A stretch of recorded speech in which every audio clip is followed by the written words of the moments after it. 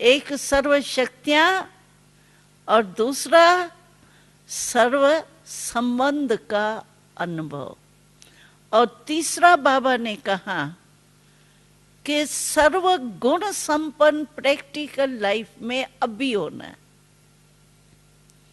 ऐसे नहीं सतयुग तक अंत में हमारे में थोड़ा ये गुण कम है ना, अच्छा अंत तक संपूर्ण हो जाएंगे।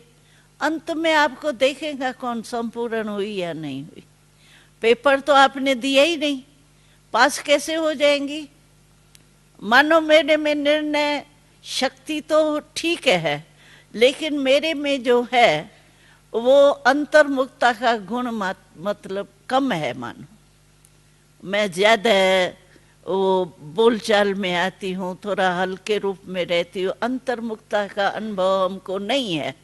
मानो अंत में मैं समझू नहीं, अंतर्मुखता का गुण जो है ना वो मैं लास्ट तक संपूर्ण हो जाएंगी।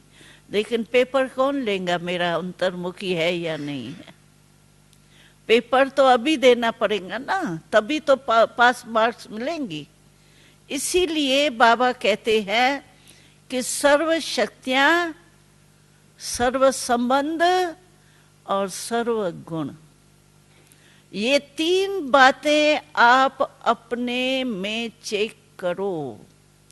अगर इन तीनों में से एक भी कम है ना, भाई गुण एक नहीं है तो कोई अर्जा नहीं, अंतर्मुखता नहीं है, रमणीक हूं मैं, ठीक है, लेकिन अंतर्मुखता के बिना आप मनसा सेवा नहीं कर सकते। जब अंतर मन में शक्ति भरे, अंतर्मुखी होके अंतर मन में शक्तियां भरो, तभी मनसा सेवा आप कर सकती। नहीं तो मनसा सेवा आपका यहां से यहां तक ही नहीं पहुंचेगी। मनसा विश्व की तो बात ही छोड़ो। मैं समझो इस भाई को मेरी अंतर्मुखता की अभ्यास है ही नहीं। पहले तो अंदर मन को आत्मक रूप में स्थित करूं, ये है अंतर्मुखता। और अंतर्मुखता का रहस्य बहुत अच्छा है। आप देखो, अंतर्मुख कहते हैं, मुख क्यों कहते हैं? अंतर मन भी कहते हैं, अंतर्मुख भी कहते हैं, हर्षत मुख कहते हैं। मुख शब्द क्यों कहते हैं? कारण अंतर बाह नहीं कहते हैं, अंतर माथा नहीं कहते हैं, अंतर्मुख क्यों कहते हैं? मुख फेस को कहा जाता है। और मुख शब्द क्यों कहा जाता है? अंतर्मुख की महिमा क्यों है? आप देखो इस फेस में जो भी हमारी 5 शक्तियां विशेष है ना, वो इसमें है। सोचो देखो, निर्णय शक्ति है, बोलने की शक्ति, देखने की शक्ति, सूंघने की शक्ति, खाने पीने की शक्ति कहाँ है? बा में है। किसमें है सर्व शक्तियां? फेस में है ना।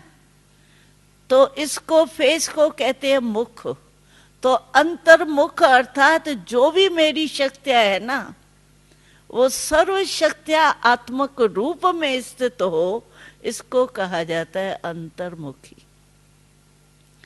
सभी शक्तियां, और विशेष आपके फेस की 5 ही शक्तियां अगर आपने जीत लिया, समझो आप विजयी है। क्योंकि मुख्य तो यही है ना शक्तियां। अगर आसक्ति होती है तो मुख से होती है ना, खाने पीने की मुख से होगी ना। सुनने की आदत होती है, सुनती रहूं, गीत सुनती रहूं, किसकी बातें सुनती रहूं, कान भी इधर है। सोचती रहूं फालतू, सोच भी यही है। देखती रहूं तो आंखें भी यही है, धोखा तो यही देती है ना। इसीलिए बाबा कहता है, हमारा स्लोगन है अंतर्मुखी सदा सुखी। ये स्लोगन है हमारा। जो अंतर्मुखी होगा, यानी 5 ही विशेष शक्तियां आत्मक रूप में स्थित होंगी। अंदर हमारा क्या है? आत्मा ही तो है ना। तो अंतर्मुखी माना 5 ही शक्तियां हमारी आत्मक रूप में स्थित होंगी। इसको कहा जाता है अंतर्मुखी सदा सुखी।